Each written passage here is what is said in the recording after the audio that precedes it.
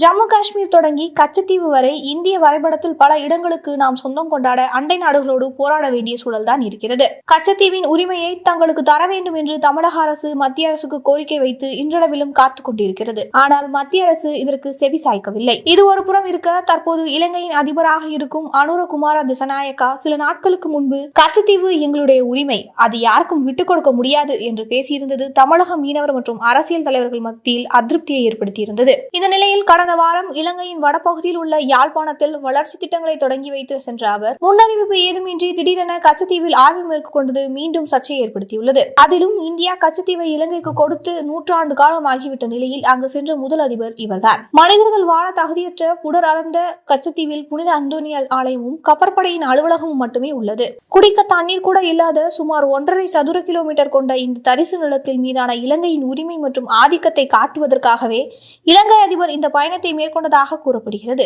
அமைச்சர் மற்றும் அதிகாரிகளுடன் கச்சத்தீவை பார்வையிட்ட இலங்கை அதிபர் இலங்கையின் சுற்றுலா வழித்தடத்தில் இல்லாத நெடுந்தொலைவில் இருந்து சுமார் 14.5 கிலோமீட்டர் தொலைவில் உள்ள கச்சத்தீவை சுற்றுலா தலமாக மாற்றுவதற்கான சாத்தியக்கூறுகளை ஆராய உள்ளதாக தெரிவித்திருப்பது பரபரப்பை ஏற்படுத்தியிருக்கிறது. மனிதர்கள் வாழ தகுதியற்ற கச்சத்தீவை சுற்றுலா தலமாக மாற்ற வேண்டும் என்றால் பல ஆயிரம் கோடி ரூபாய் செலவு செய்ய வேண்டும். இப்படி இருக்க திடீரென இந்த முடிவை எடுக்க என்ன காரணம் என்று பார்த்தால், கச்சத்தீவு பகுதியில் மீன்வளம் அதிகமாக உள்ளது. இந்த தீவு மீண்டும் கிடைத்தால் தமிழக மீனவருக்கு நல்ல பயன் கிடைக்கும்.